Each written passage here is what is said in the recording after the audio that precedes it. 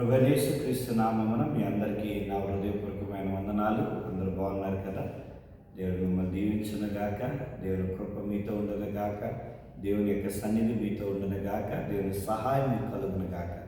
పరిశుద్ధుడైన మా తండ్రి, దయగలిగిన మా తండ్రి, రక్షకుడువైన మా దేవ, విమోచకుడువైన మా దేవ, సజీవుడ, సర్వాధిపతి, సర్వలోకానికి సృష్టికర్త, నీ మహోన్నత నామాన్ని బట్టి వందనాలు చెల్లిస్తూ ఉన్నాం.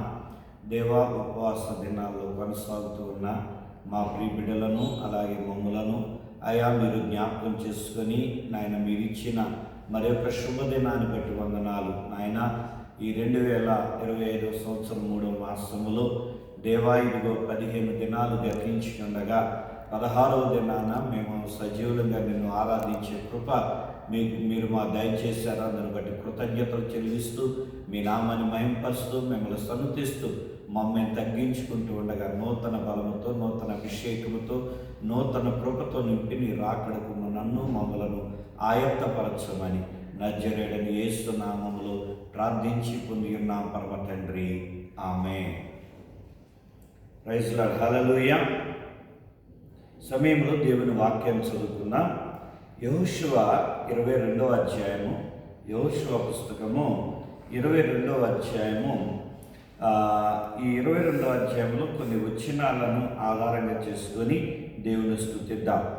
మొదటి వచనాన్ని చదువుతూ ఉన్న యెహోషువ రూబేనీయులను, గాదీయులను, మనష్య అర్ధగోత్రపు వారిని పిలిపించి వారితో ఇట్లనెను.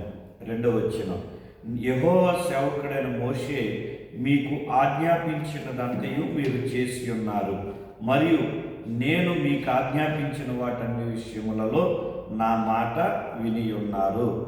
ఇక్కడ యెహోషువ మరి తన నాయకత్వంలో దేవుడు తనను అభిషేకించి తనకు అప్పగించిన ప్రజలతో యెహోషువ మాట్లాడుతున్న మాట ఏంటంటే, మరి నాకు ముందు మోషే మిమ్మల్ని నడిపిస్తూ వచ్చాడు, ఆ తర్వాత దేవుడు ఆ బాధ్యతని నాకు అప్పగించగా ఆయన చెప్పిన ప్రతి ఆజ్ఞని మీకు తెలియచేస్తూ ఉండగా మీరు మోషే చెప్పిన మాట అలాగే నేను చెప్పిన మాట మా దేవుడు మా ఇరువురికి ఏదైతే ఆజ్ఞాపించాడో ఆ ఆజ్ఞాపించిన మాట ప్రకారం ఒకటి మీరు ఆ మాటను విన్నారు, విని దాని ప్రకారం మీరు జీవించారు అని వారిని అభినందిస్తూ ఉన్నాడు యెహోషువ. ప్రియమైనటువంటి దేవుని బిడలారా, ఈ ఉదయకాల సమయమందు మనము కూడా యూట్యూబ్ ఛానల్లో వాక్యం విన్నా, టీవీలో వాక్యం విన్నా, లేదా మన మందిరానికి వెళ్ళి మందిరంలో వాక్యం విన్నా, లేదా మనం ఇంటి దగ్గర కూర్చొని మనం ప్రతిదినం దేవుని వాక్యాన్ని చదువుతూ ఉన్నా, ఆ చదివే సమయంలో దేవుడు మనతో మాట్లాడతాడు. ఆయన మాట్లాడేటప్పుడు, ఆయన మాట విన్నప్పుడు, ఆయన మాట విని ఆ వాక్యానుసారంగా మనం జీవించినప్పుడు దేవుడు మనలను కూడా అభినందిస్తాడు. ఎలా అభినందిస్తాడో తెలుసా?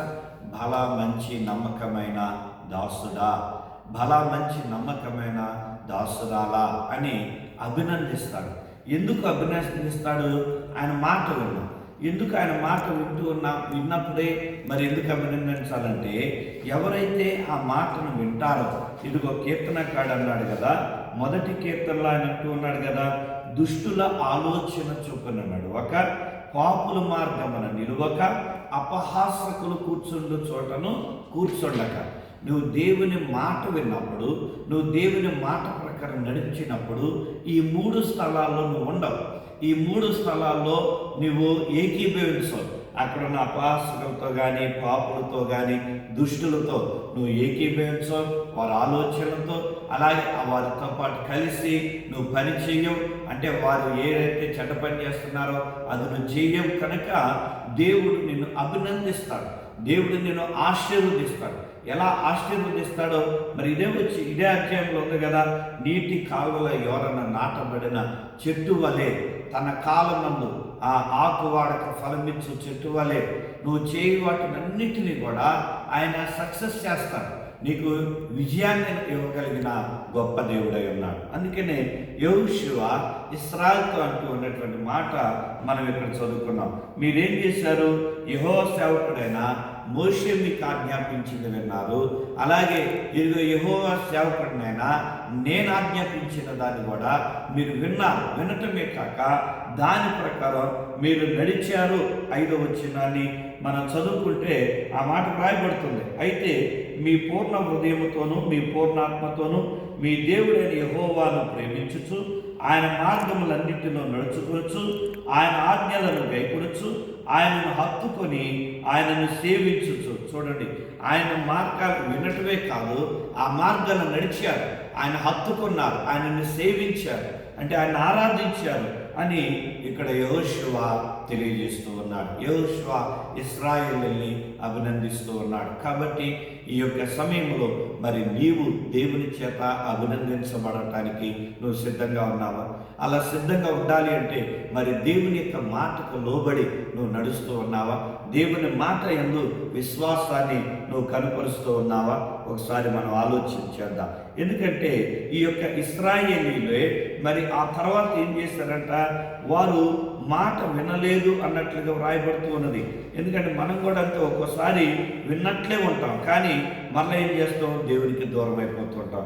ఇంట్లో కూడా అంతే కదా, మమ్మీ డాడీ చెప్పేది విన్నట్లే వింటాం, అవతలకి వెళ్ళి మనకు నచ్చింది మనం చేస్తూ ఉంటాం. చూడండి, న్యాయాధిపతుల పుస్తకము 2వ అధ్యాయం 10వ వచనం నుండి మనం చదివినప్పుడు, 2వ అధ్యాయం 10వ వచనం, ఆ తరము వారందరూ తమ పితరుల యొద్దకు చేర్చబడిరి. వారి తరువాత యెహోవానైనను ఆయన ఇశ్రాయేలీయుల కొరకు చేసిన కార్యములనైనను ఎరుగని తరమొకటి పుట్టగా ఇశ్రాయేలీయులు యెహోవా కన్నుల ఎదుట కీడు చేసి ఐగుప్తు దేశములో నుండి వారిని రప్పించిన తమ పితరుల దేవుడని యెహోవాను విసర్జించి బయలు దేవతలను పూజించి తమ చుట్టూ నుండి జనుల దేవతలలో ఇతర దేవతలను అనుసరించి వాటికి నమస్కరించి యెహోవాకు కోపము పుట్టించేది. వారు యెహోవాను విసర్జించి బయలును అస్తారోతును పూజించిరి. కాబట్టి యెహోవా కోపాగ్ని ఇశ్రాయేలీయుల మీద నుండెను. ఆయన దోచుకుని వారి చేతికి వారిని అప్పగించెను. వారి ఇశ్రాయేలీయులను దోచుకునేది. ఇలా చదువుకుంటూ వెళ్తే అనేక విషయాలు ఇక్కడ మనం చూడగలుగుతున్నాం. వారు ఏం చేశారంట, మరి ఐగుప్తు దేశంలో దేవుని కార్యాలు చూసిన వారు అరణ్యములో నడిచి మిగిలినటువంటి వారు అక్కడ చనిపోయాక మరలా పుట్టిన వారు ఐగుప్తు దేశంలో నుండి అరణ్యంలో నుండి వాగ్దాన దేశంలోకి వచ్చారు. ఈ వాగ్దాన దేశంలోకి వచ్చిన తర్వాత కూడా ఈ న్యాయాధిపతుల కాలం రాకమునిపే, దేవుడు న్యాయాధిపతులు ఇవ్వకమునిపే వారు ఏం చేశారంట, ఆ తరమంతా చనిపోతే తర్వాత వచ్చిన కొత్త తరం వారు ఆ యెహోవాను విడిచి లోక సంబంధమైన వారు మిశ్రిత జనం మధ్య ఉంటున్నారు కనుక వారి యొక్క దేవతలను ఆరాధించడం ప్రారంభించి దేవుని యొక్క ఉగ్రతకి వారు గురైనట్లుగా మనం చూస్తూ ఉన్నాం.